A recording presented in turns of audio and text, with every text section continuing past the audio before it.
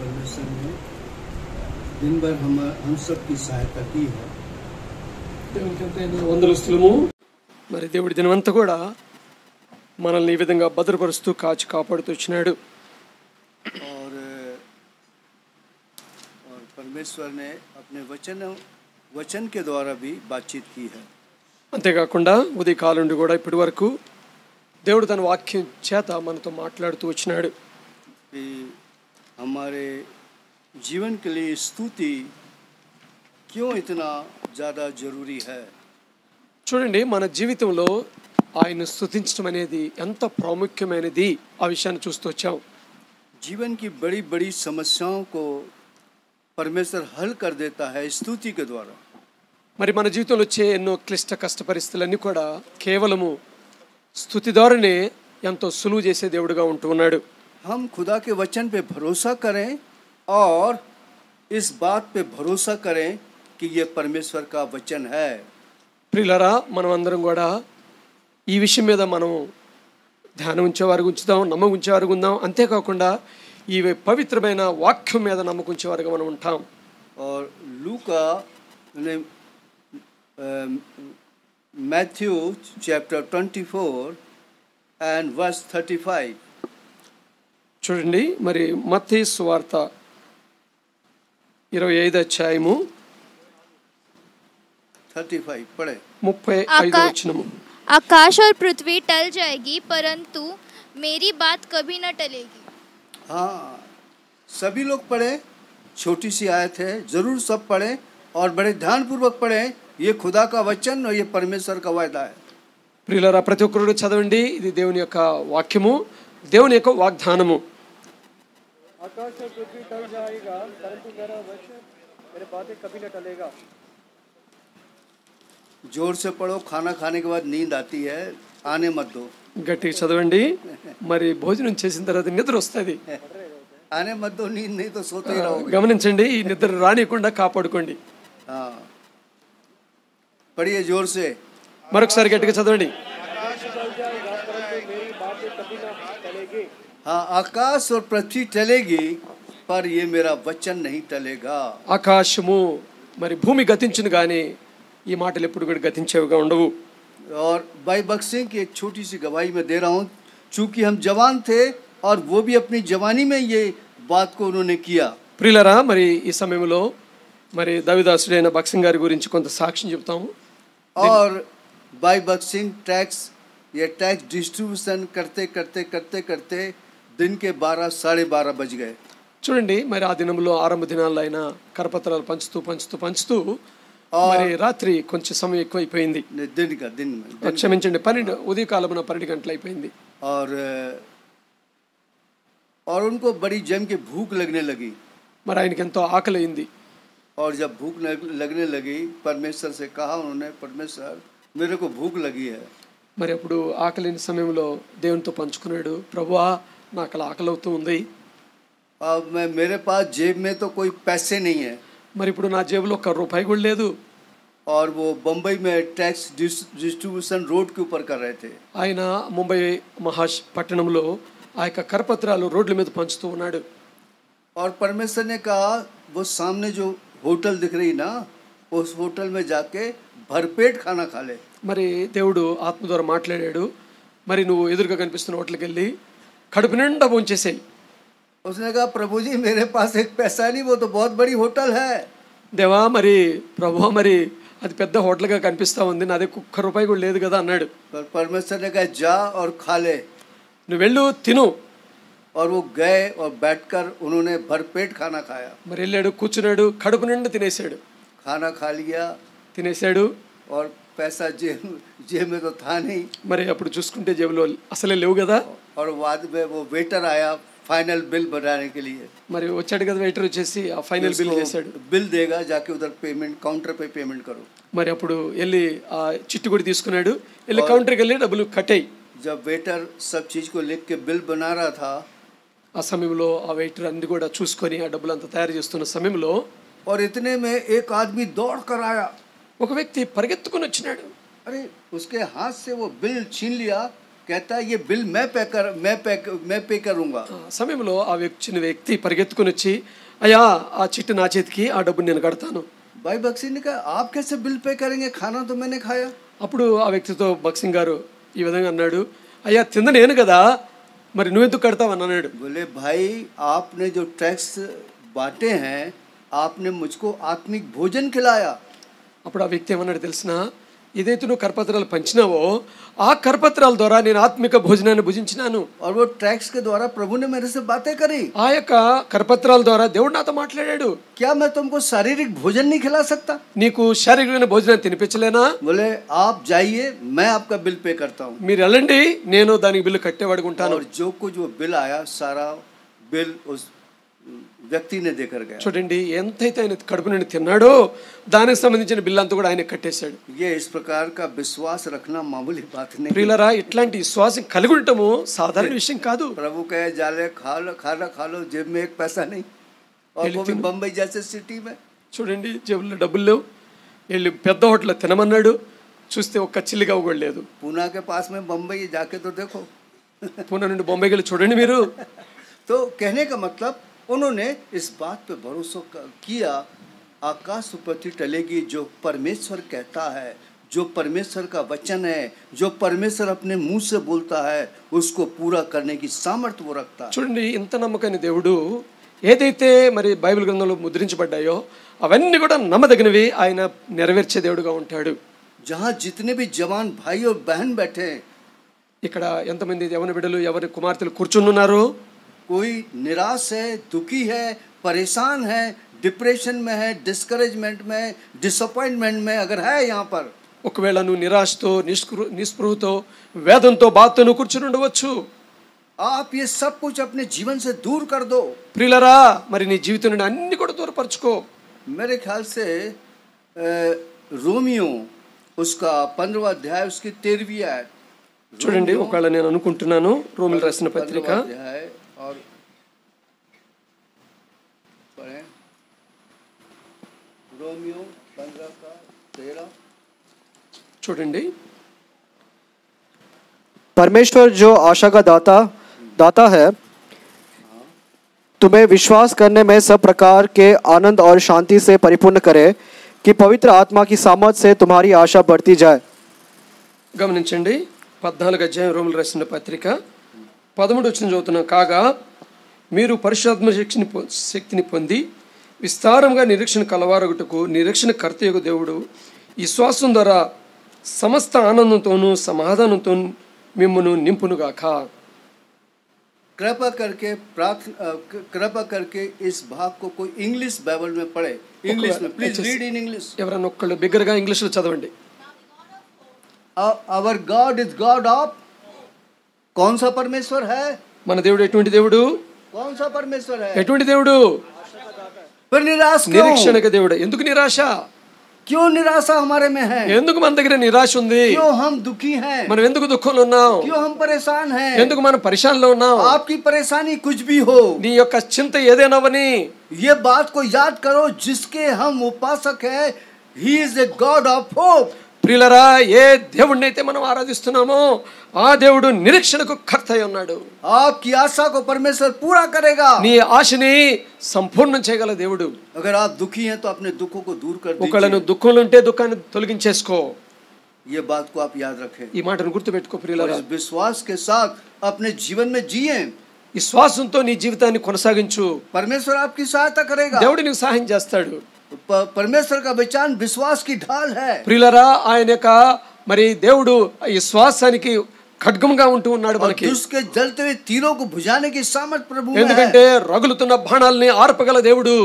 आपके सामने कोई भी आंधी तूफान परेशानी आने दीजिए, प्रभु संभालेगा। నీ జీవితంలో గాలులు తుఫాన్లు ఎన్నైనా రాని అవన్నీ కూడా ఆర్పగల దేవుడు ఆయన ఒక్కడే. परमेश्वर महान है। ఆయన గొప్ప దేవుడై ఉన్నాడు. और यशाया चैप्टर 9 and verse 6, యెషయా గ్రంథము 9వ అధ్యాయము 6వ వచనం. और इंग्लिश में भी पढ़ना है। यशाया चैप्टर 9 and verse 6। దయచేసి ఇంగ్లీష్లో కూడా చదవండి.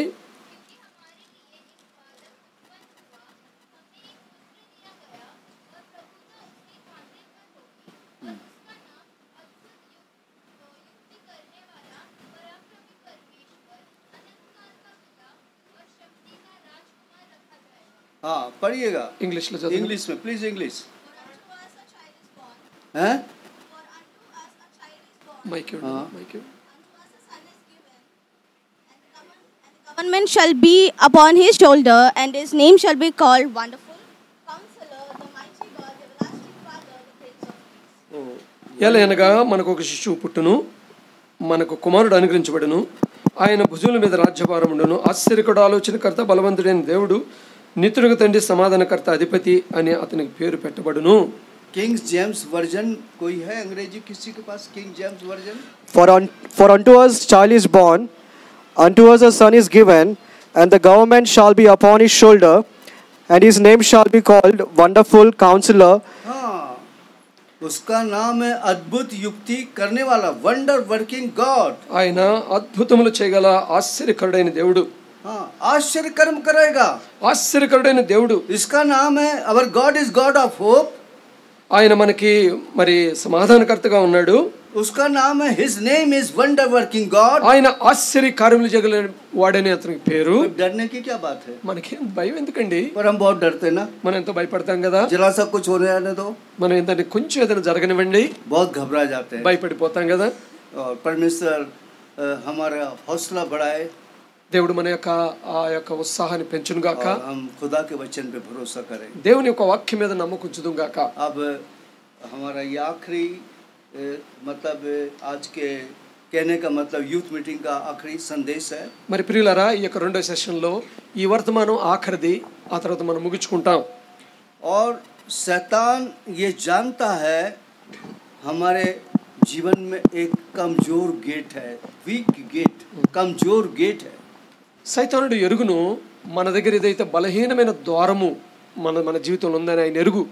और उस कमजोर गेट के ऊपर हमला करता है. వాడు ఏం చేస్తాడంటే ఎక్కడైతే మన బలహీనమైన ద్వారం మన జీవితంలో కలిగి ఉన్నామో అక్కడ అతడు మరి మన మీద పోరాటం చేస్తాడు.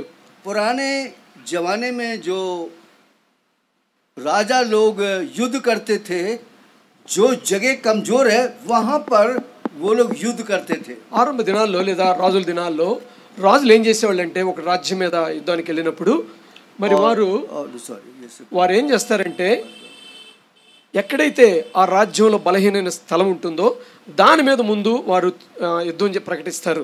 और आपने हिस्ट्री पढ़ी होगी, इतिहास पढ़ा होगा. ఒకవేళ మీరు చదువుకున్నప్పుడు మరి యొక్క చరిత్ర చదివి ఉండొచ్చు కదా. और टीपू सुल्तान ने, टीपू एक राजा, सुल्तान राजा है हमारे भारत देश का. మన దేశంలో ఒక ఆ దినాల్లో టిప్పు సుల్తాన్ అనే రాజు ఉన్నాడు. और उसने शायद जर्मन का कोई बहुत बड़ा वर्ल्ड फेमस इंजीनियर को बुला के लाया. మరి అతను జర్మన్లో ఉన్న ఒక మంచి మరి ప్రఖ్యాతిగాంచిన ఇంజనీర్ పిలిపించినాడు. उसने कहा ये मेरे पूरे किले को आप ऐसा बनाइए कि शत्रु कितना भी हमला करे पर किले के अंदर नहीं आ सके. మరి ఆ యొక్క ఇంజనీర్తో ఏ విధంగా చెప్పినాడు, నువ్వు ఈ విధమైన ప్రహరీ తయారు చేయి, నాకు ఒకవేళ శత్రువు ఏమాత్రం కూడా నా రాజ్యంలో జ్వరపడకుండా ఉండాలా. और वो इंजीनियर ने वो पूरी शहरपना को मतलब टीपू सुल्तान की शहरपना को पूरा कवर, उसके राज को कवर किया. మరి అతను రాజ్యం చుట్టూ కూడా ఒక ప్రకారం లాంటిది లేదా గోడ లాంటిది పెద్దది కట్టినాడు. वो वर्ल्ड, उस जमाने का वर्ल्ड फेमस इंजीनियर था. ఆ దినంలో జర్మన్లో అతను మంచి ప్రపంచ ప్రఖ్యాతిగాంచిన ఇంజనీర్ అయి ఉన్నాడు. उसको टीपू सुल्तान को ज्यादा बोलने की जरूरत नहीं थी. మరి అతనికి టిప్పు సుల్తాన్ కి నాకు అట్లా చేయి ఇట్లా చెప్పాల్సిన అవసరం కూడా పడలేదు. उसने बता दिया ये सारे भाग ये मेरे अधिकार के अंदर है. మరి ఇవన్నీ కూడా ఈ ప్రాంతము ఏ నిబంధన అధికారం కింద ఉన్నాయి. और इस सारे अधिकार के ऊपर एक ऐसी वॉल या दीवार बनाओ कि कोई भी अंग्रेज तो कभी राज ना कर सके. మరి ఆ విధమైన ప్రకారం తయారు చేయి ఆ యొక్క ఇంగ్లీషు అంగ్రేజీ రాజువారు బ్రిటిష్ వారు మా మీద ఎటువంటి ప్రభావం చూపించుకున్నట్లుగా. और जब उसने बना लिया, అతడు చేసిన తర్వాత उसने राजा को बोला सर चलिए, वो सब मैंने पूरा शहरपना जो है पूरी कवर कर डाला. మరి అప్పుడు రాజు మరి దగ్గరికి వెళ్ళి, అయ్యా రాజా, నువ్వేదైతే నా ఆజ్ఞించినావో ఆ యొక్క ప్రహరీని మొత్తాన్ని కట్టివేసినాను, వచ్చి చూడు. और टीपू सुल्तान ने उसका सब को चेक किया, देखा कि कहाँ कहाँ कैसा कैसा किया. మరి అప్పుడు ఆ టిప్పు సుల్తాన్ ఏం చేసినాడంటే మరి వెళ్ళి మొత్తం ఎక్కడెక్కడ ఎట్లా చేసినాడు మొత్తం కూడా గమనించినాడు. और टीपू सुल्तान ने उस इंजन को इतना भयानक रीति से डांटा। మరి అప్పుడు ఆ యొక్క టిపు సుల్తాను అతని మీద ముందుగా నమ్మకం ఉంచాడు కదా, ఇప్పుడు ఇప్పుడు అది చూసిన తర్వాత భయంకరంగా తిట్టినాడు. बोले तुम वर्ल्ड फेमस इंजीनियर, तुमने क्या किया ये? అరే నువ్వు ఎంతో ప్రపంచ ప్రఖ్యాతిగా ఇంజనీర్, నువ్వేం చేసావు ఇది? बोले ये जो तुमने ये पहाड़ को मेरी शहरपनाह के बाहर बता दिया है, మరి ఇప్పుడు ఈ యొక్క ప్రహరీకి బయట నువ్వు చేసిన వాడిగా ఉన్నావు. उस पहाड़ी के ऊपर से शत्रु मेरे पे हमला करेगा, उस पहाड़ी से मेरे शहरपनाह के अंदर जाएगा, मैं क्या कर पाऊंगा? ఒకవేళ ఆ యొక్క కొండ నుండి ఎక్కి ఈ యొక్క దాన్ని దాటి లోనకి రావడానికి అవకాశం ఉంది కదా, నువ్వేం చేసినవి దీన్ని? टीपू सुल्तान बहुत दुख से भर गया, बहुत ही डांटा। మరి ఎంతో దుఃఖంతో నిండుకొని ఎంతగానో ఆయన మీద కోప్పడ్డాడు. वो दूसरे दिन वो इंजीनियर सुसाइड करके मर गया, आत्महत्या करके मर गया। రెండో దినం ఏం చేసినంటే టిప్పు సుల్తాను ఇంత అవమానం తట్టుకోలేక అతడు ఏం చేసినంటే అవమానంతో ఆత్మహత్య చేసుకుని చనిపోయినాడు. वो छोटी सी पहाड़ी जो बाहर रह गई थी, वहां से अंग्रेज लोगों ने हमला करके टीपू सुल्तान को हरा दिया।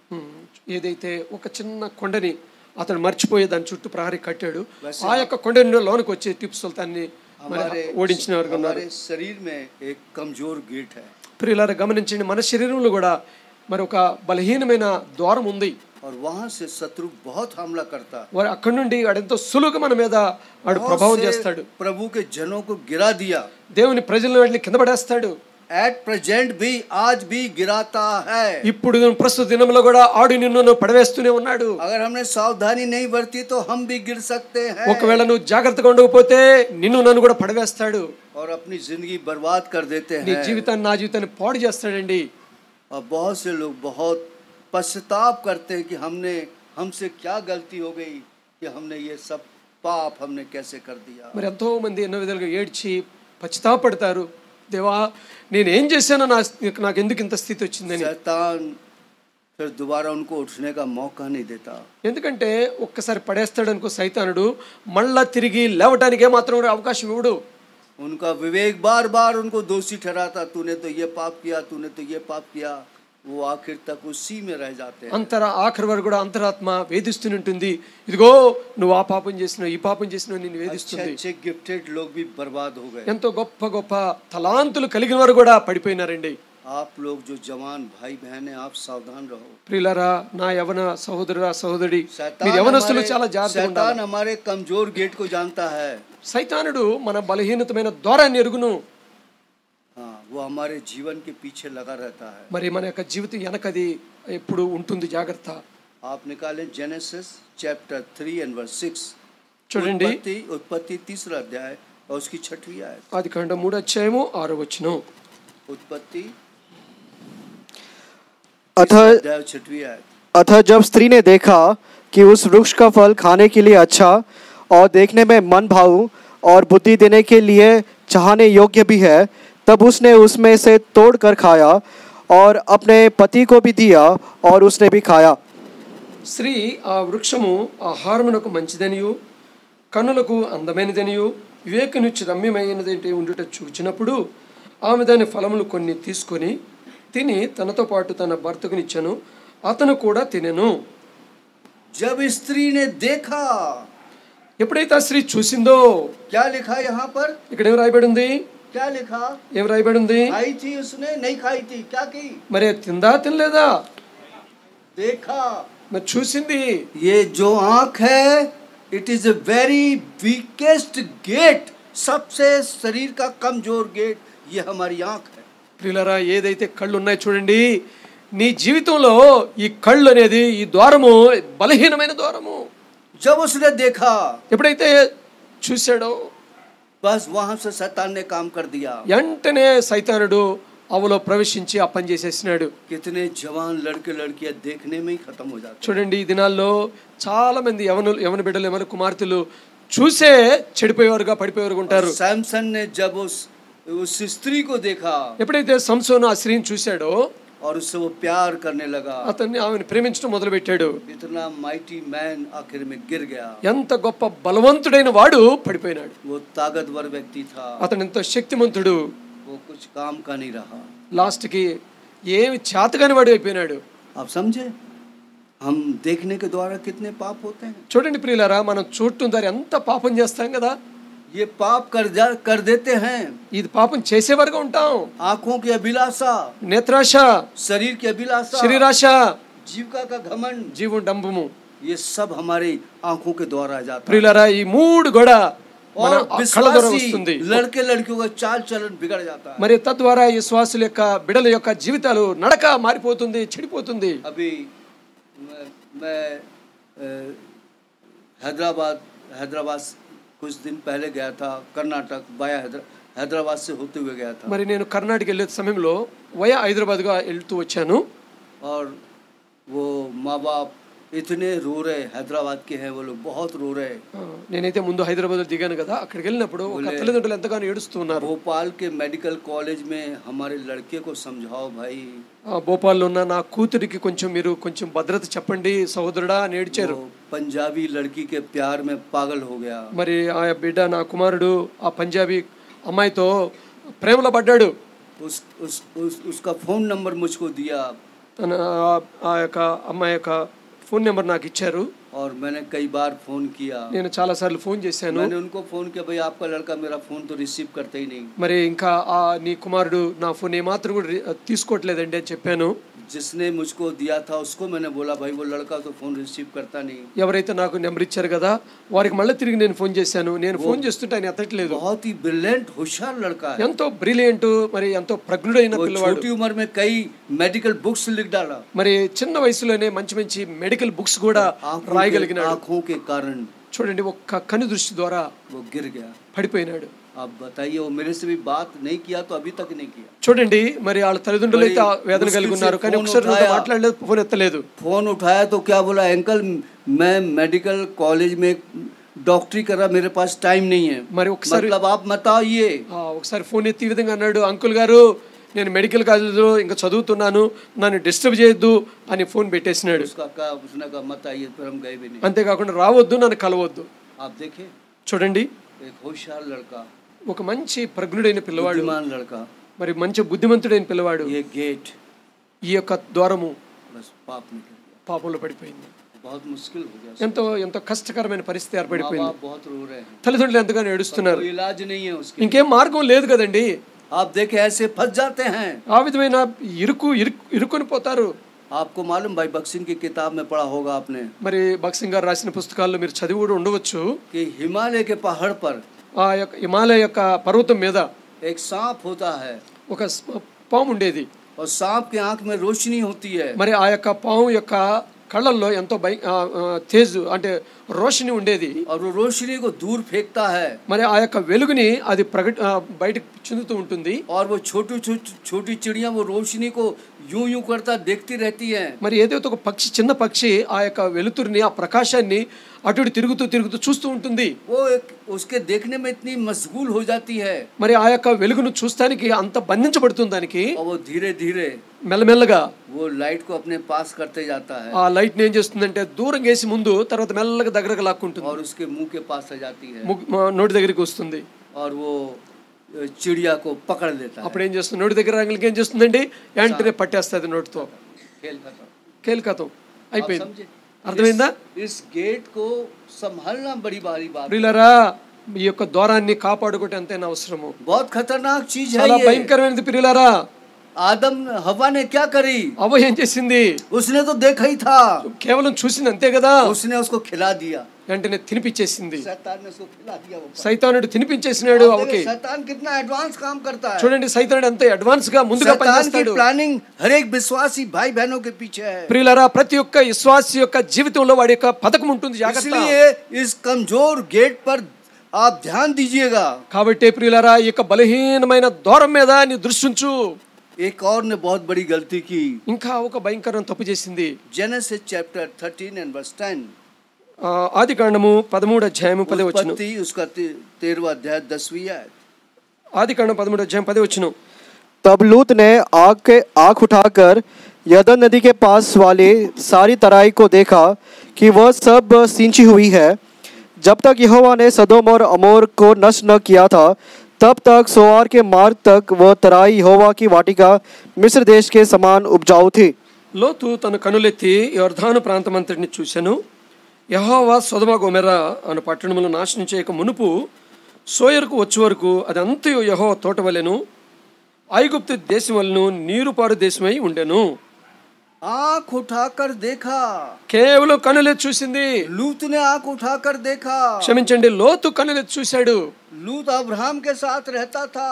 మరి లోతు అబ్రహాముతో కలిసి ఉంటూ వచ్చినాడు. लूत अब्राहम का भतीजा था।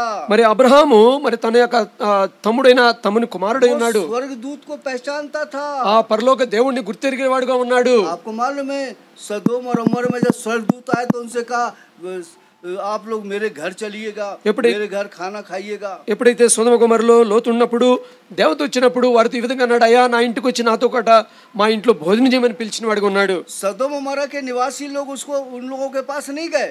చూడండి, మరి ఆ యొక్క సొదొమ గొమొర్రాలో నివసించే వారి దగ్గరికి మాత్రం పోలేదు. उनको स्वामी बोला, ఆయనకి అయ్యా అని పిలిచినాడు, उनको आदर किया, ఆయనకి ఎంతో గౌరవించినాడు. लेकिन यहाँ पर चूक गया। ఇక్కడైతే పతను పడిపోయినాడు. जब उसने वो सदोम उमरा की तराई को देखा, ఎప్పుడైతే ఆ యొక్క లోతు ఆ యొక్క యొర్దాను ప్రాంతం అంతటిని కనులు చూశాడో, तराई समझते हैं आप? మరి ఆ యొక్క యొర్దాను ప్రాంతాన్ని లోతు అయిన విషయాలు తెలుసునా మీకు? तराई नीचे रहती है, ఎంత లోయ అనేది కింద ఉంటుంది. खड़े हैं, మనం పైన ఉన్నాం, नीचे चले जा रहे। ప్రియులారు గమనించండి, ఆ లోయ అంటే మనం పైన ఉన్నాం, కింద నుండి చూస్తామంటే మనం దిగజారిపోతూ ఉన్నాము. वो लूत ने बड़ी गलती करी, वो तराई में नीचे चला गया। చూడండి, లోతు ఏం చేసినాడంటే ఉన్న స్థానం నుండి కిందకి లోయలోకి దిగిపోతూ వచ్చినాడు. जहाँ पर वो प्रभु का जन लूत को नहीं होना था वहां पर जाके रहने लगा। చూడండి, ఎక్కడైతే దేవుని ప్రజలు లేరో సొదొమ గొమొర్రా లాంటి ప్రాంతానికి వెళ్ళి నివసించడానికి ఇష్టపడ్డాడు. Genesis chapter 19 and verse 1 and 2, उत्पत्ति उसका 19वां अध्याय 1 और 2। మరి ఆదికాండం 19వ అధ్యాయము 1-2 వచనాలు. ఆ సాయంకాలం మందు ఆ ఇద్దరు దేవదూతలు సొదొమ చేరినప్పటికీ లోతు సొదొమ గవిని వద్ద కూర్చుండెను.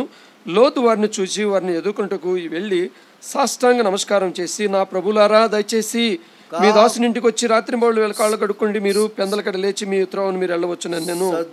लूत सदोम अमोरा के गेट में, कहा वो तराई में था, अब कहाँ पहुंच गया? చూడండి, ఎక్కడైతే లోతు ఆ యొక్క లోయలో చూసినవాడు ఇప్పుడు ఎక్కడికి వెళ్ళిపోయినాడు? उसका घर सदोम उमरा में रखा। మరి ఆ గవిని వద్దకు వెళ్ళిపోయినాడు. आप देख, गिरते गिरते आदमी कितना गिर गया। మరి కింద పడుతూ ఎంతవరకు పడిపోయినాడు? कहीं ऐसा धोखा हुआ है? मैं आपको बता रहा हूँ, कई लड़के या लड़कियाँ क्या कहते हैं, ये हिंदू लड़का है, ये हिंदू लड़की है, हम उसको विश्वासी बनाएंगे।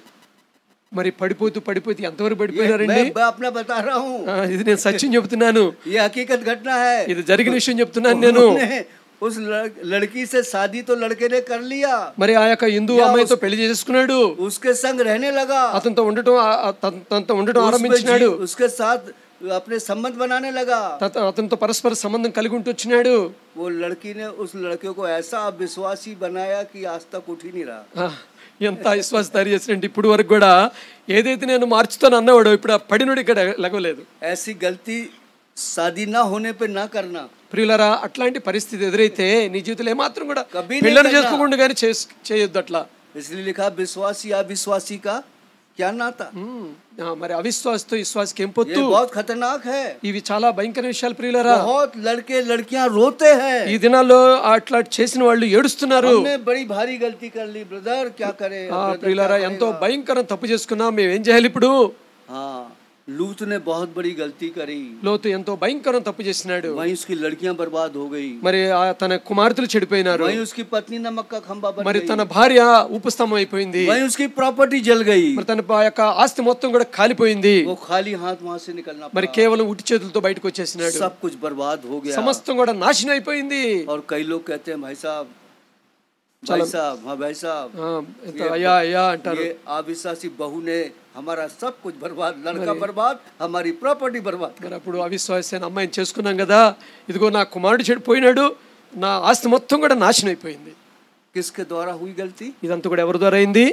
देखने के द्वारा, చూడటం ద్వారా. वो लूत ने देखा, లోతు కేవలం చూశాడు. देखा वो चला भी गया। మరి ఆ చూస్తాం కాకుండా మొత్తానికి కింద పడిపోయినాడు, గోతులు పడిపోయినాడు. ये कमजोर गेट है, ఇది ఎందుకంటే ఇది బలహీనమైన ద్వారము. अय्यूब कमजोर गेट के बारे में क्या बोलता है? మరి చూడండి యోబు ఈ యొక్క బలహీన ఆ యొక్క ద్వారం గురించి ఏం చెప్తున్నాడండి? अय्यूब जोब अय्यूब 31 and verse 1. చూడండి మరి जोब चैप्टर 31 and verse 1. యోబు सब గ్రంథము लोग मिलकर 31 पढ़े, అధ్యాయము सब लोग అందరం కలిసి मिलकर చదువుదాము. पढ़े. 31 వచనము, నేను मैंने अपनी నా आंखें కన్నులతో के साथ నిబంధన वाचा बांधी है, చేసుకుంటుని, फिर मैं కన్నికని किसी నేలగా कुंवारी पर చూతును. कैसे आंखें लगाऊं? क्या पढ़िए भाई हिंदी में?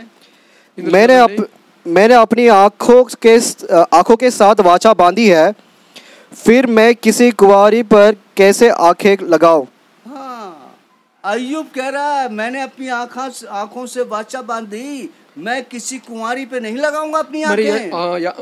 యోబు ఏమంటున్నాడు? నేను నా కన్నులతో నిబంధన చేసుకున్నాను, కన్నికని నేను ఎలా చూడగలుగుతాను? वो किसी स्त्री पे आंख क्यों नहीं लगा सका? మరి ఎందుకు ఒక స్త్రీ మీద తనకు దృష్టిని పెట్టలేదు? क्यों नहीं लगा सका? ఎందుకు పెట్టలేదండి? अय्यूब चैप्टर 1 and verse 5. చూడండి, ఎందుకు యోబు గ్రంథం 1 అధ్యాయము 5వ వచనము, verse 5. 1 వచనము 5వ వచనం, 1 అధ్యాయం 5వ వచనం. जब जब भोज के दिन पूरे हो जाते, तब तब अय्यूब उन्हें बुलवाकर पवित्र करता था और बड़े भोर को उठकर उनकी गिनती के अनुसार होम बलि चढ़ाता था, क्योंकि अय्यूब सोचता था कदाचित मेरे लड़के ने पाप करके परमेश्वर को छोड़ दिया हो। इसी रीति अय्यूब सदैव किया करता था। सदैव परमेश्वर से प्रार्थना करता था. ఎందుకంటే నిత్యము అలాగును చేస్తూ ప్రార్థన చేసేవాడిగా ఉంటొచ్చినాడు యోబు. अगर आपका प्रेयरफुल लाइफ नहीं है, आप नहीं बचोगे. చూడండి, ఒకవేళ నీ జీవితంలో ప్రార్థన జీవితం లేకపోతే నువ్వేమాత్రం కూడా మరి బ్రతకలేవు. జాగ్రత్త. आपको प्रार्थना करना ही पड़ेगा. నువ్వు ప్రార్థన చేయాల్సిన అవసరం నీ జీవితంలో ఉంది. उसने क्या प्रार्थना की? ఏమని ప్రార్థన చేసినాడు? परमेश्वर मैं अपनी आंखों के बारे में बाचा बांध रहा हूँ. దేవా, నా కంటితో నేను నిబంధన చేసుకున్నాను, मैं किसी लड़की पे नहीं लगाऊंगा. నేను ఎప్పుడు కూడా నా దృష్టి ఒక స్త్రీ మీద ఉంచును. परमेश्वर ने इतनी सामर्थ उसमें अय्यूब में दिया. మరి అటువంటి శక్తి యోబులో ఉంచాడు. आपको भी परमेश्वर सामर्थ देगा, నీకు కూడా అటువంటి శక్తిని ప్రసాదిస్తాడు దేవుడు. लेकिन आपको मांगना पड़ेगा. నువ్వు అడగాల్సిన అవసరం ఉంది. परमेश्वर मेरी आंख के ऊपर अपने स्वर्ग के दूत का पैरा बिठाइए. ప్రభువా, మరి నా కంటి మీద, నా దృష్టి మీద ఆ యొక్క దేవదూతల యొక్క మరి చుట్టూ కంచి వేయము. मैं किसी लड़की पे नहीं लगाऊंगा, ना लड़के पे लगाऊंगा. మరి నేను ఒక స్త్రీని గాని లేదా పురుషుని గాని మరి తక్కువగా నేను చూడను. हाँ, एक पवित्रता का जीवन रहूंगा. పవిత్రమైన జీవితం చూస్తాను. अय्यूब का जीवन प्रार्थना का था. యోబు యొక్క జీవితం ఎంతో ప్రార్థనా జీవితం అండి. दूसरा, हमारा विवेक कभी खराब नहीं होगा. మన యొక్క ఆలోచన మరి మన బుద్ధి పాడుగా ఉండదండి. జాగ్రత్త. विवेक उनका खराब नहीं होता है. మరి వివేకం ఎప్పుడు కూడా చెడిపోదు. बुद्धि उनकी खराब नहीं होती है. బుద్ధి అనేది ఎప్పుడు చెడిపోదు. जिनका जीवन प्रार्थना का है. ఎవరి జీవితం అయితే ప్రార్థన జీవితం ఉంటుందో, और जो प्रार्थना नहीं करते उनके विवेक और बुद्धियां खराब हो जाती है. ఎప్పుడైతే ప్రార్థన ఎవరైతే చేయరో వారి వివేకం గాని Daniel- లేదా వాళ్ళ బుద్ధి గాని చెడిపోతే. Daniel chapter 6 and verse 22. మరి దానియేలు గ్రంథము 6వ అధ్యాయము 22వ వచనం. उसने अपने विवेक को कैसे संभाला? मेरे 22. मेरे परमेश्वर ने अपना दूध बेचकर सिंहों के मुंह को ऐसा बंद कर रखा कि उन्होंने मेरी कुछ भी हानि नहीं की। इसका कारण यह है कि मैंने उसके सामने निर्दोष पाया गया और हे राजा तेरे सम्मुख भी मैंने कोई भूल नहीं की। उस परमेश्वर के सामने मैं निर्दोष पाया गया और तेरे सामने भी मैं निर्दोष रहा. మరి దేవుని దృష్టికి ఎదుట నిర్దోషిగాను కనపడినాను, నీ దృష్టి ఎదుట నిర్దోషిగా కనిపిస్తున్నాను. भूखे शेर मेरे को खा नहीं सके. మరి ఆ యొక్క ఆకలిగా ఉన్న సింహాలు అతన్ని తినలేకపోయినాయి. भूखा शेर मेरे को नोच नहीं सका. మరి ఆ యొక్క ఆకలిగా ఉన్న సింహాలు కనీసం దగ్గర కూడా రాలేకపోయినాయి. हमारा विरोधी शैतान इस खोज में रहता किसको? क्या करे? निकल जाओ. फाड़ खाएगा वो. हमारा विवेक अच्छा होना चाहिए. ప్రియులారా, మరి సింహము గర్జించే సింహం మనల్ని ఏం చేయలేదు, మనం మింగలేదు. मेरा विवेक परमेश्वर के सामने निर्दोष और हे राजा तेरे सामने भी निर्दोष. ఎందుకంటే దేవుని దృష్టిలో నేను నిర్దోషిని, నీ ఎదుట కూడా నిర్దోషిని.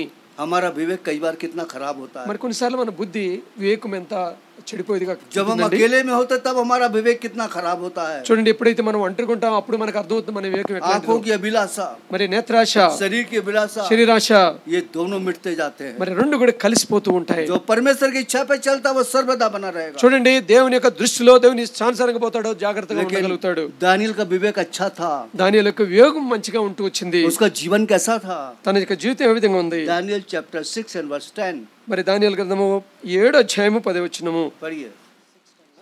6వ అధ్యాయం 10వ వచనం, క్షమించండి. दानियेल जब- चैप्टर 6 and verse 10 जब दानियल को मालूम हुआ कि उस पत्र पर हस्ताक्षर किया गया है, तब वो अपने घर में गया, जिसकी उपरोटी कोठरी की खिड़कियां यरूशलेम की ओर खुली रहती थी, और अपनी रीति के अनुसार जैसे वो दिन में 3 बार अपने परमेश्वर के सामने घुटने टेककर प्रार्थना और धन्यवाद करता था, वैसे ही तब भी करता रहा। क्या करता था अपने परमेश्वर के सामने? దేవుని ఎదుట ఏం చేస్తూ వచ్చినాడు? घुटने टेककर प्रार्थना करता था। अरे नहीं भाई, क्या करता था? ఏం फिर से చేస్తున్నాడు? बोलो। సరిగ్గా చెప్పాలా? क्या करता था? जल्दी बोलो, सही उत्तर दो। है?